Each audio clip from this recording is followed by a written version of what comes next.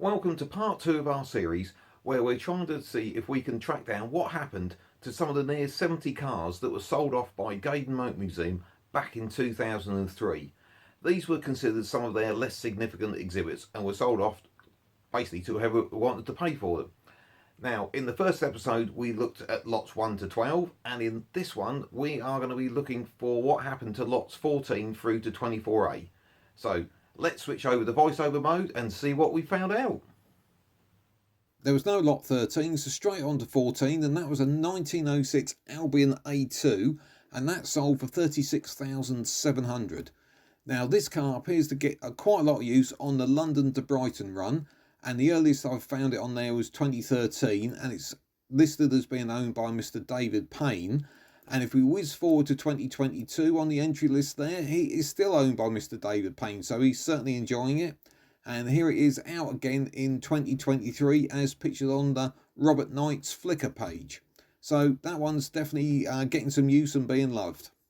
Lot 15 was a 2001 Range Rover. It was the last P38A off the production line, and that sold for a fairly mighty £33,925. Now, this car initially, bear in mind it was a US spec, so left-hand drive, it actually ended up in Marbella in Spain, and I first came across it on the Dorset Rover webpage, where someone was trying to sell it on behalf of a friend from Spain. And this car was actually purchased by the world famous Dunsfold collection and is still in their collection today. And their website details how they went out to Marbella and purchased the car and bought it back. Now, look on DVLA, it's taxed and MOT'd, and interestingly, the mileage wise, it's still got less than 25,000 miles on the last MOT, and it's only done sort of 400 or 500 in the last few years. Lot 16 was actually withdrawn from the auction. That was a 1938 Morris 8, obviously in a state of needing a bit of restoration to say the least, but obviously that doesn't stop me having a look to see what we can find out.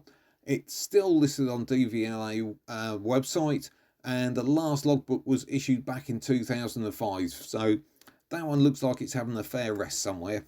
Lot 17 was a 95 Rover Maestro with just 6 miles on the clock. It was a diesel model and it sold for £7,475. Now, 3 years later, this reappeared with another mighty 9 miles on the clock, and it was again for sale by Bonhams, and it sold for £3,300.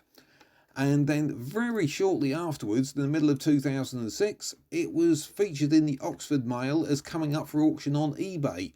And looking at mgrover.org, there was a post on there that gave an indication it was up for sale for about £8,500. So someone was after quite an uplift from the auction price. Now, interestingly, it's been out of MOT now since 2008, so only a couple of years after that eBay sale. And mileage wise, at the last MOT test in 2007, it was up to a mighty 408. But after that sort of 2009 era, I've lost track of that one, I'm afraid. Now, lot 18 was a 1948 Wolseley, and that sold for £1,380. Now, it's not actually the car pictured there. It was one in need of repair. The engine was out of the car, etc. Now, this particular car was actually featured in the Inspector Allen Mysteries TV series. It went quiet for a long time. But I subsequently found pictures of it in 2019 at ACG Autos, where it was having a little bit of maintenance.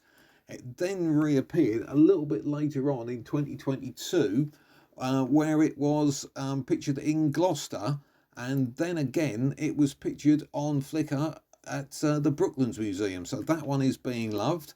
And as we see by a quick DVLA check, it did have an ownership change in 2018, which is where it seems to have suddenly started to be used again. Lot 19, that was a 1967 Morris Oxford estate. It sold for just £115. Now, let's be honest, it didn't seem to have a registration number, so that one probably got bang erased. Lot 20 was a 1977 Rover P6 3.5 litre.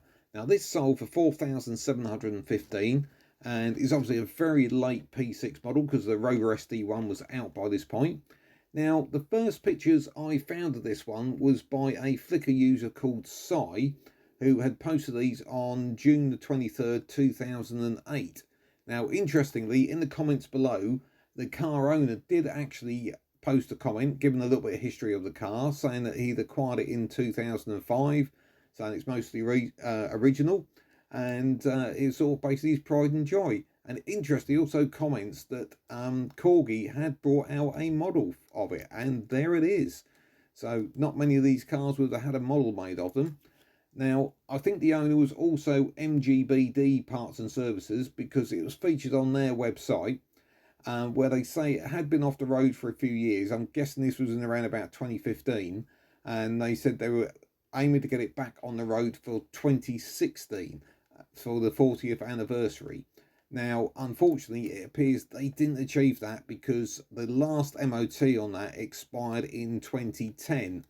And doing a little bit more digging back with our good old friends Piston Heads, and a user we've had before, P5B, I think Ninja, I think it is, posted on Piston Heads, had a picture of VVC looking all fresh and bright, and then unfortunately there's another picture of VVC looking rather sad and unloved, so that one's not in a good state, I'm afraid. Lot 21 was a 1980 Vanden Plas Princess 1500. This sold for a reasonably mighty at the time, £5,290. Now, not sure what's happened to this one. It's all been very quiet. It appears it's not been on the road since the Gaydon auction, because it was last taxed back in 1989. Last V5 was issued in 2015. And it's never been through an MOT station since computerisation in 2006. So, not got much on that one, I'm afraid. Lot 22 was a 71 Rover P6, which had been sectioned for display purposes. That sold for £1,955. And back in 2014, Junkman posted on the AutoShite website that this car had been on eBay a couple of years before, and he had managed to save a couple of pictures from the item, which are on your screen now. So, still looks in very good condition. Lot 23 was a 1952 Triumph Mayflower, looking in a sort of fairly poor state of repair, and that sold for just £747 at the Gaydon auction. And what's happened to it? I don't know where the car is, but I know where the number plate is. It's on a 2021 Land Rover. LVC 400 has obviously been converted to a private plate, so that's what's happened to that one.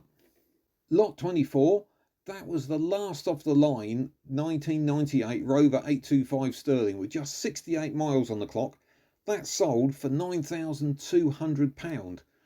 Now, my digging on this drew a bit of a blank to start with, because I went into DVLA and it couldn't find that registration number. Now, of course, it could have been moved onto a private plate, but I had to dig around in MOTs, and this car did get used. It was up in 2010, so 7 years after the auction, it was up to 60,000. So someone was given that some proper use.